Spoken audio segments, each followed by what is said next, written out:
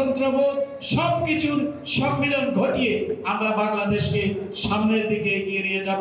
এবং আমি বিশ্বাস করি প্রফেসর মোহাম্মদ ইউনূস, আমি যতটুকু তাকে চিনি, তিনি একজন নির্লোভ ব্যক্তি। অসংখ্য অর্জন তার রয়েছে, নোবেল প্রাইজের মতো প্রাইজ, যুক্তরাষ্ট্রের দুটি সবচেয়ে বড় সম্মাননা পুরস্কার তিনি পেয়েছেন। আপনারা জানেন, প্রেসিডেন্ট গোল্ড মেডেল এবং কংগ্রেশনাল মেডেল, অর্থাৎ বোথ দি হাউস তাকে এই অ্যাওয়ার্ডটি প্রদান করেছে। এবং আমি বিশ্বাস করি যুক্তরাষ্ট্রের কংগ্রেস অর্থাৎ সিনেট এবং কংগ্রেস বোথ হাউস তাকে বক্তৃতা দেওয়ার জন্য কংগ্রেসে আমন্ত্রণ জানাবে, আমি এটা বিশ্বাস করি। আমি বলছি না, কারণ যেই কংগ্রেসে যদি নেতানিয়াহু তোমরা বক্তৃতা দিতে আমন্ত্রণ করতে পারো, তোমরা যদি নরেন্দ্র মোদীকে আমন্ত্রণ জানাও, why not professor Yunus? I told them, আমি সেটা তাদেরকে বলেছি। সুতরাং আমরা একটি ভালো জায়গা পেয়েছি, যে জায়গাটিকে আমরা প্রমোট করতে পারবো। আর বাকি যারা আছেন, আমি সকলকে অনুরোধ করব, উপদেষ্টা পরিষদে যারা আছেন তারা অত্যন্ত শ্রদ্ধেয় ব্যক্তিত্ব, তারা তাদের প্রফেশনে অত্যন্ত ভালো দক্ষতার পরিচয় রেখেছেন, কিন্তু আপনাদেরকেও মানুষের পালস কিন্তু রিড করতে জানতে হবে, মানুষের অনুভূতিতে আঘাত দেওয়া যাবে না।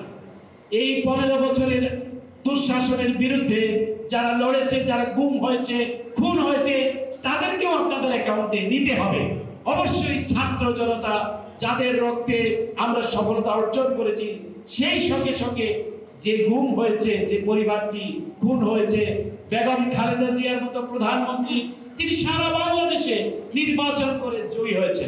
অনেক মিডিয়া আমাকে বলে, যখন আমি প্রশ্ন করতাম, বলতো খালেদা জিয়ার সহকারী প্রেস সচিবের প্রশ্নের জবাবে অ্যাডমিরাল কিরবি এটা বলেন। প্রথমত হলো, খালেদা জিয়ার সহকারী প্রেস সচিব হিসেবে আপনি কি সেখানে যেতে পারবেন?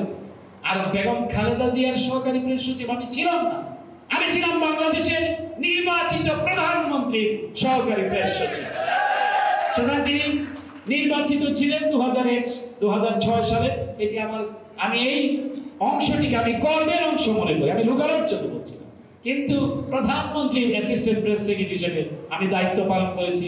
যেরকম এখন দেখবেন জেন সাকি হোয়াইট হাউসের প্রেস সেক্রেটারি MSNBC-তে কাজ করছে, প্রেসিডেন্ট ট্রাম্পের প্রেস সেক্রেটারি এখন ফক্স নিউজে কাজ করছে। সাংবাদিকতা, আপনি দেখতে পাবেন যে আমি সাংবাদিকতা করতে গিয়ে আমি কোন ধরনের পক্ষপাত দুষ্ট কিনা, আমি নিজেকে পক্ষপাত দুষ্ট সাংবাদিক বলে দাবি করি। কি, কোন পক্ষে?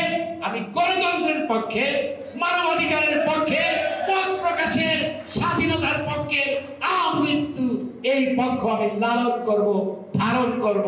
কোন ধরনের লোভ লালসা আমাকে এই পথ থেকে বিচ্ছিন্ন করতে পারবে না।